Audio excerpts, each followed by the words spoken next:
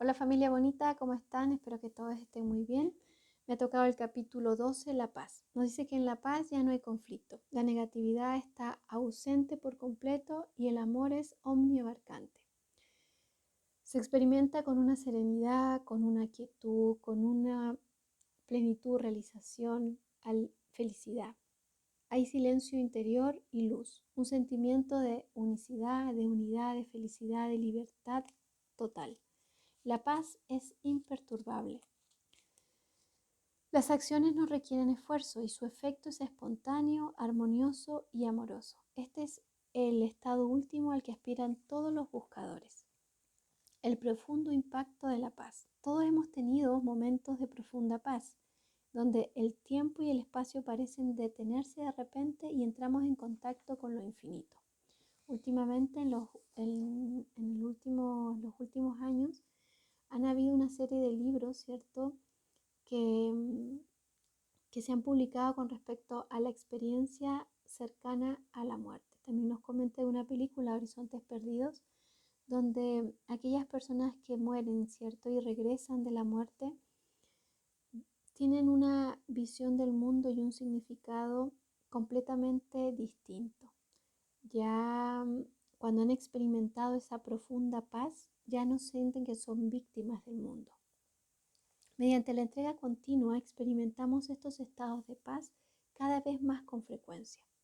Cuando una persona está en paz, el test de kinesiología marca con una fortaleza, donde nada mental, emocional o físico lo debilita.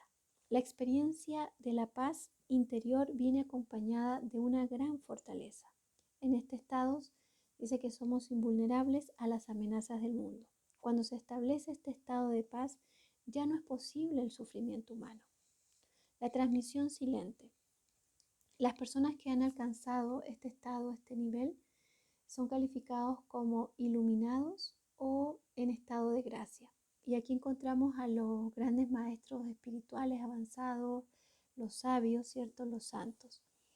Y hay muchas personas que recorren grandes distancias por estar en presencia de esos maestros, porque nos dicen que la transmisión silenciosa de energía que genera el maestro, ¿cierto? Con esta frecuencia tan elevada en el aura, se describe como una transmisión de no mente, la gracia del gurú o la bendición del maestro. Y esta transmisión es impersonal, se da por sí misma. Nos comentan un ejemplo de Buda cuando le dio a un discípulo una flor, ¿cierto?, como un símbolo de transmisión de esa energía. Y nos dice que lo más beneficioso es, es haber estado o poder estar en un estado con un maestro, ¿cierto?, en la presencia de un gran maestro, porque de alguna forma compartimos o él nos entrega esa energía, ese estado de paz y de entrega total. Gracias a esa energía de paz se transmite hacia afuera y se transmite hacia el mundo y la humanidad sigue viva. Por eso es tan importante la evolución interna de cada persona porque contribuye a la humanidad, ya que cuando se alcanzan esos estados elevados de paz y de amor se comparten por sí mismos. Entregarse a la realidad última. Nos dice que en este estado, ¿cierto?, de paz, hay ausencia de deseo. No hay necesidad de querer nada porque todo se manifiesta en la vida de forma espontánea, automática, sin una voluntad consciente y sin esfuerzo. El fenómeno de la sincronía es continua.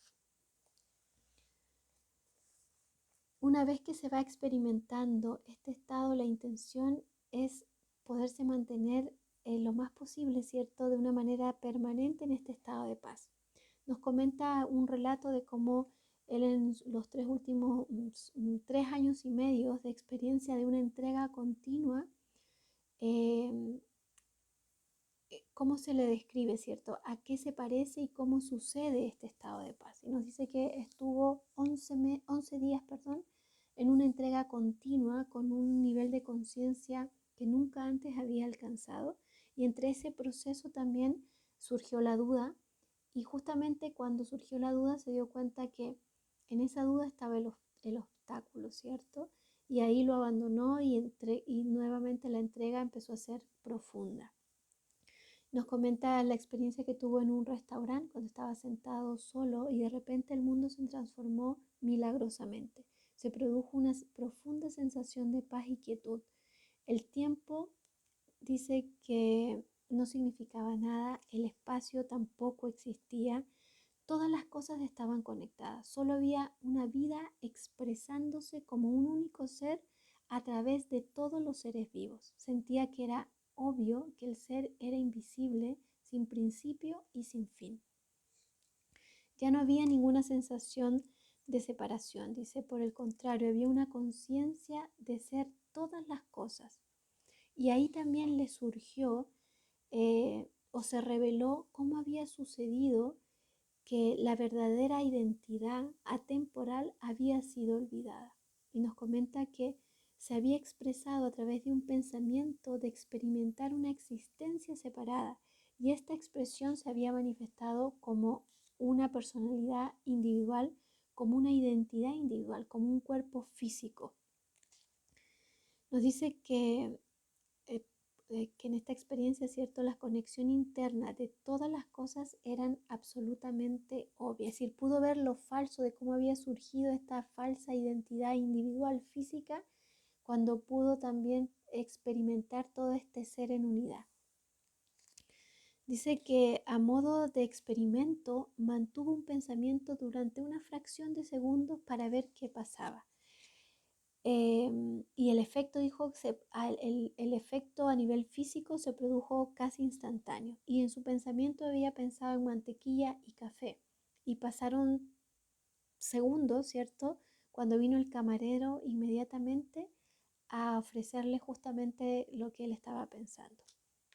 No había pronunciado ninguna palabra. Dice que la comunicación se producía con cualquiera a nivel del silencio. Y así siguió viviendo experiencias en la noche, hasta que el día siguiente, dice, surgió un pensamiento donde ahora que ya había, se había revelado el camino hacia la realidad, si era posible retornar a la conciencia de ser esa persona individual que antes había aceptado como real, ¿cierto? Cómo retornar a esta individualidad.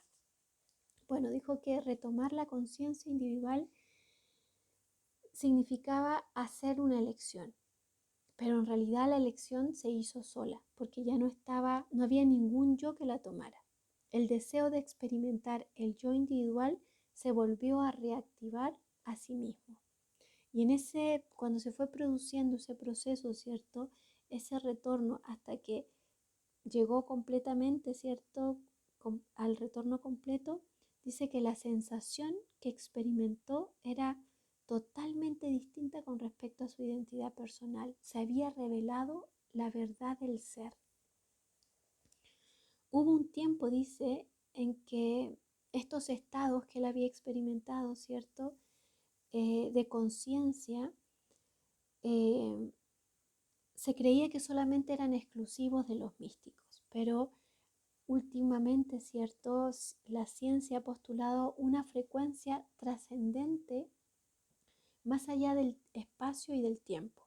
Una impresionante serie de investigaciones realizadas han demostrado que el cerebro percibe por medio de sofisticados análisis matemáticos de patrones de frecuencia.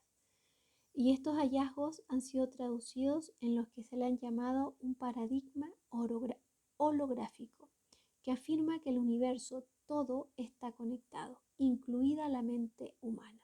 Todo el universo está conectado, incluida la mente humana. El holograma dice que en el holograma cada parte contiene la totalidad.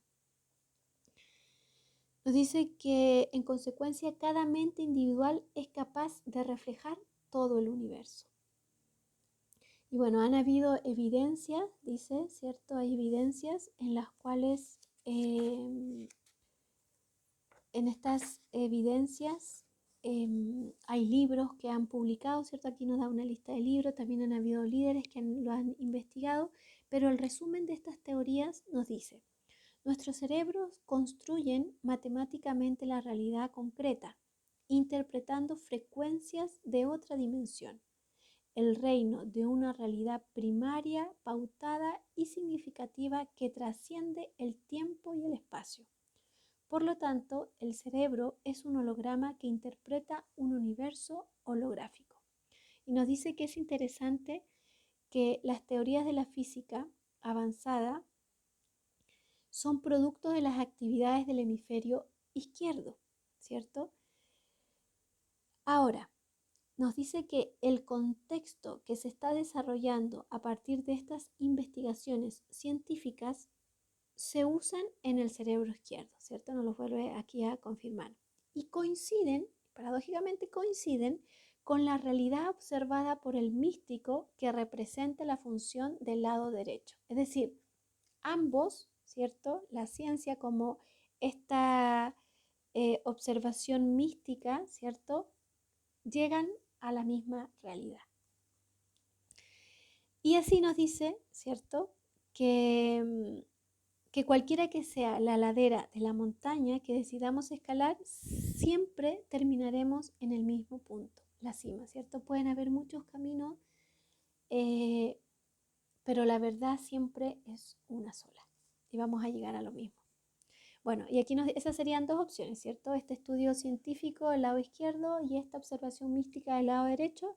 Y una tercera manera, dice, de subir esta montaña es a través del mecanismo de la entrega, que es lo que estamos aprendiendo en este libro del dejar ir, ¿cierto? Así que, bueno, familia, espero les haya aportado. Sapnan, nos vemos el domingo.